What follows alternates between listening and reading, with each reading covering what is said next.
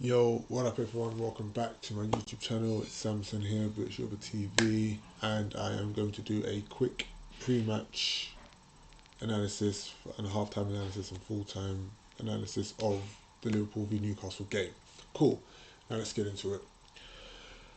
Newcastle v Liverpool, as you can see the lineups, Newcastle have gone with I want to say a 3-4-3, but what looks like could be a 5-4-1 if they lose possession, possibly. I don't know.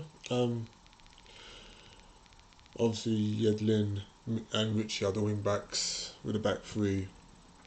Their biggest danger. I'm surprised Saint Maximin isn't playing. He must be injured because he's not even on the bench either. But their biggest threat for me was Maximin, but it could be Callum Wilson or Joelinton. I'm not sure what Joelinton's form is like this season, to be honest, but Callum Wilson is the biggest threat, you could say, in front of goal. It's not going to be an easy task. They're going to make it very difficult for us to play, I believe.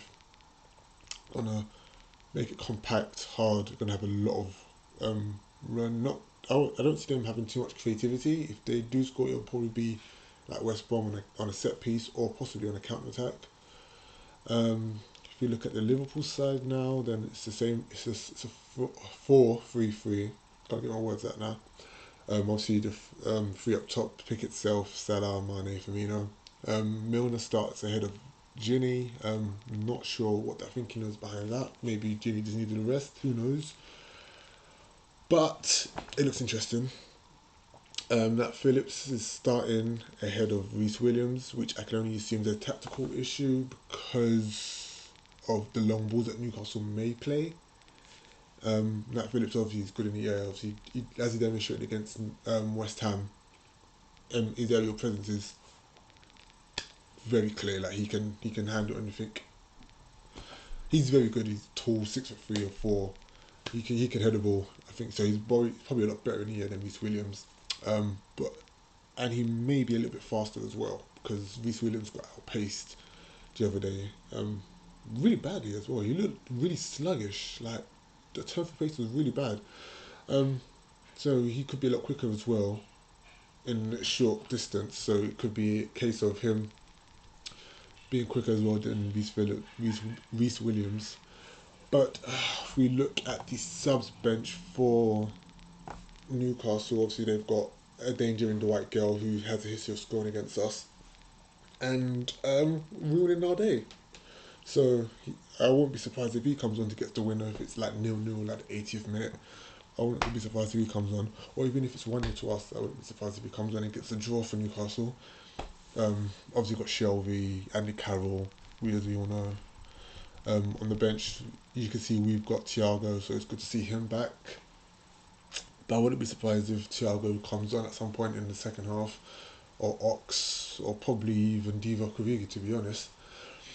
But it depends how the game goes. This is going to be an interesting one. And it really will be. And it'll be nice to see. It'll be fun to see how clinical we can be in front of goal after what happened against West Brom. Because we need to be clinical today. Like, it's no slip-ups. Sight on goal, shoot, score. Don't try and be cute with it. Take too many touches. Because you know they're going to pack up the box. They're going to pack up their defence. The strikers will probably have half a second of space to get a shot on target, if anything. I don't rate Darlow as a keeper at all, so it'll be interesting to see what happens. Cool. Come on, you Reds. Let's get these 3 points. Yo, so that was the first half done. Pretty boring. I think there was probably, Liverpool had 2 good chances to take the lead. Newcastle had 1. Their best chance fell to Callum Wilson early on, midway through the first half, where he just literally just breezed past Nat Phillips like he wasn't even there. And then obviously Fabinho managed to get across in time. I don't know if he was attempting to go for Alisson's far post or cross it into, I think it was Joe Linton who was in the box waiting. Um, so yeah, I'm not sure if he was attempting to pass it or shoot, but either way, he had a chance. And thank God for Fabinho covering that Phillips, because his mistake almost cost us a goal, but it is what it is. But I think that was Newcastle's best chance. They've had a few shots on target here or there, but Alisson's made it. It's hard to tell if they were about real chances, because Alisson made the save look real comfortable and easy. So is what it is. There might have been real chances. There might not have been. Liverpool, on the other hand, been very lackluster. Newcastle's shape and defence and setup has literally made it difficult for Liverpool to really get going. No creativity in midfield whatsoever. You can see that Curtis Jones is trying to make things happen. Um, Same as Milner, again trying to make things happen, but it just hasn't got that creativity to unlock that tough Newcastle backline. It's like I said earlier, Newcastle, when they in possession, they're attacking. It's a 3-4-3, but as soon as they lose the ball and they're out of possession, they switch to a back five, four across the middle, leaving Callum Wilson up front, and it's just hard for the midfield to just break up. And even when the midfield get through that four in midfield from Newcastle, they find it difficult then to break through that to penetrate the back five of Newcastle. Or back, yeah, fuck it all. Oh man, it's annoying. But it is what it is. Newcastle, their game plan's going to. I think Newcastle's game plan is going well. I think the better manager out of the two would be Steve Bruce, clearly. But like I said, it wouldn't be. Don't be surprised if we see Ox or Thiago coming on in the second half. Um, yeah, because Liverpool needs some creativity. Firmino, sorry, the two chances for Liverpool, Salah had one, and there was a great save by Carl Darlow, I think is his name, the Newcastle keeper. Literally just got a fingertip to it, pushed it around the post for a corner, but Salah should have scored. Salah, I want to say on his day he would have scored that. But even off his day, you still think he would have scored that. I don't know why he didn't or why he couldn't, but it's what it is. And then the other chance came right before half time.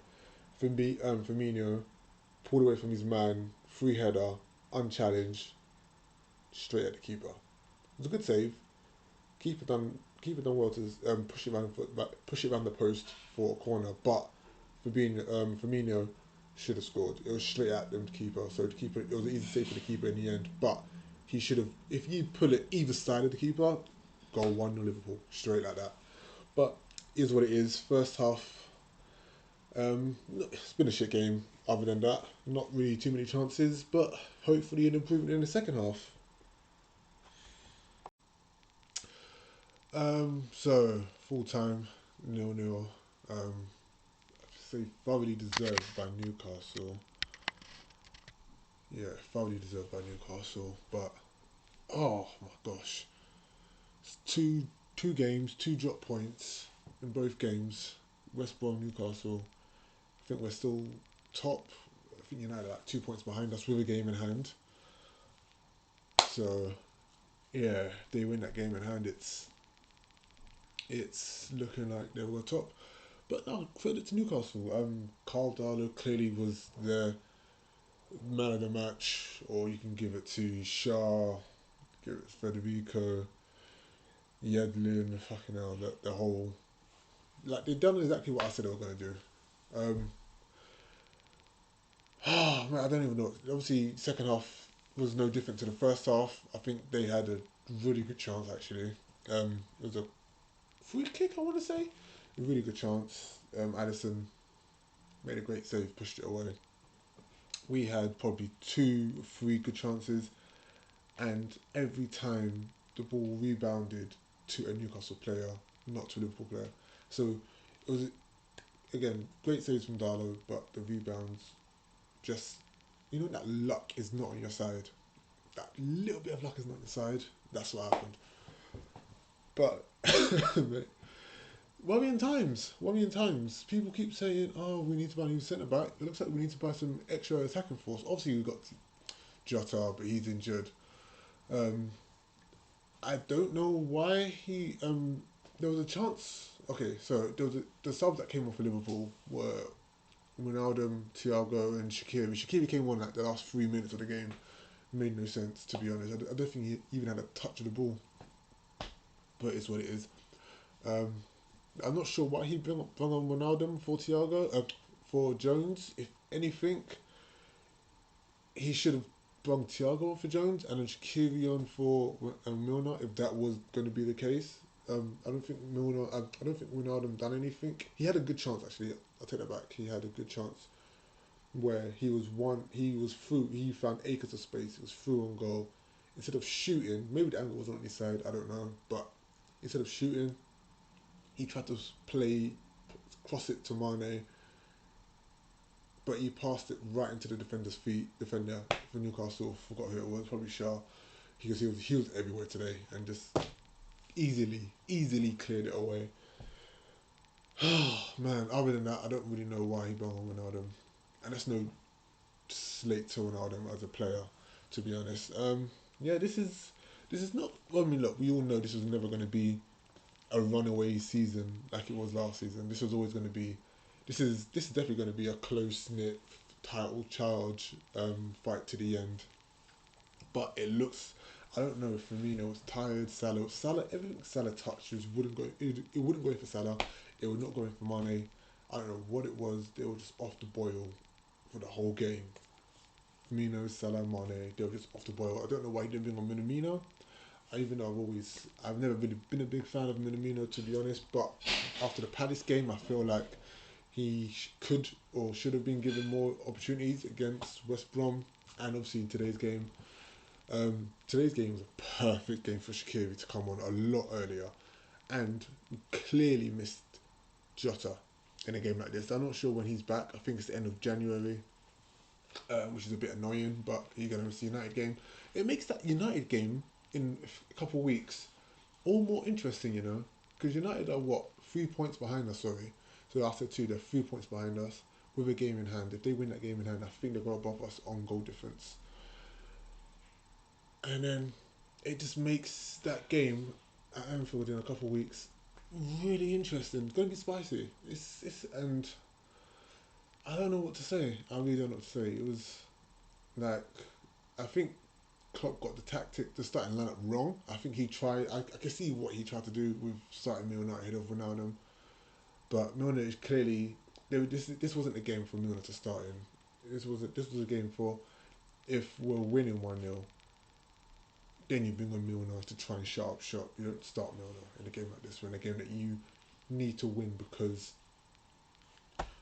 you dropped points on the last game, and yeah, I don't know. I'm just rambling off now. I'm starting to ramble. But anyway, guys, if you've been watching this, thank you for watching and listening. This was my post-match reaction. I might do stuff more. I might do some more stuff like this in the future, depending on the games and my availability. But it's been a pleasure to drop points yet again. I am about to rant on the Blood Red Podcast Facebook page, but don't mind me. Anyway, don't forget to like, comment, share, subscribe, and all of that, and I'll see you again.